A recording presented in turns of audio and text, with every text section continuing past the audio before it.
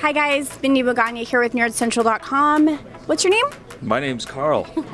Where are you from? I work for this little company. It's called Radiant Images, and we actually worked on Suicide Squad. So you could see this headgear right here was actually worn by Harley Quinn. So can you explain to us a little bit about how the camera works and how that's different than just a regular camera that you would use? So if you just look at that real quick, she's kind of, going through her stunt sequence. Literally, the performer wears this rig. So you could see it attaches to actually the back of the spine.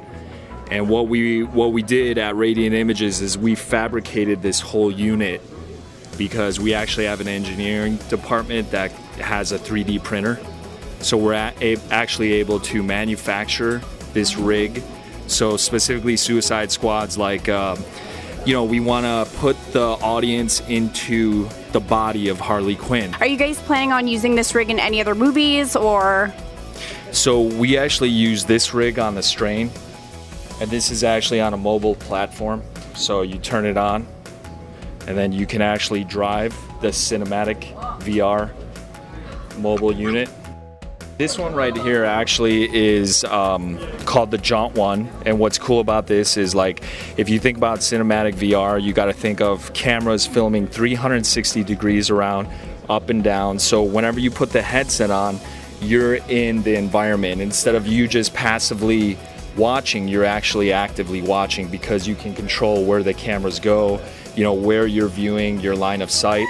At the end of the day, what's cool about this rig is it actually creates a wireless network and it uploads the footage to the cloud.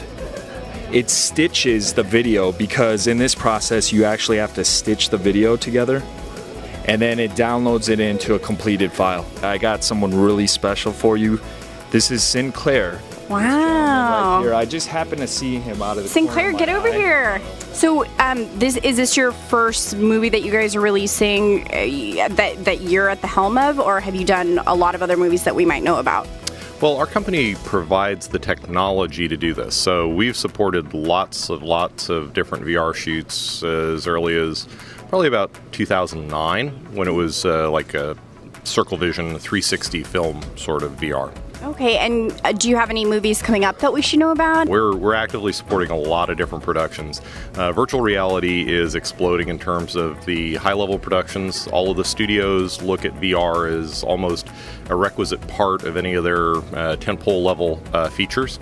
And then there are a lot of mid-tier, smaller films that are creating virtual reality elements. And a lot of independent filmmakers, documentary filmmakers, people looking to do more social, action-driven pieces are also using virtual reality very effectively. One of the things that I've read about that it's hard to really have every movie have a piece of VR is the cost. How are you guys planning on keeping costs down for movies in the future so that VR is more accessible? Well, there are two real elements to the cost of virtual reality. The first would be the camera rigs themselves. Those are, yes, they are coming down to an affordable point, particularly because most productions rent their cameras as opposed to actually purchase them. So we have very affordable options available for filmmakers at any level. The real cost, the huge cost traditionally, that meaning the past couple of years, has been post-production.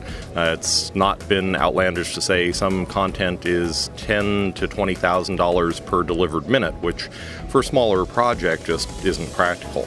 So one of the things that is new that we're offering with our affiliation with the company Jaunt is the ability to use both the Jaunt One, which is behind you there, as well as the Nokia Ozo, and the Jaunt cloud-based workflow, which can literally reduce the production costs by 100-fold. Basically what it is it's replacing a lot of the tedious manual labor with very intelligent computational photography software.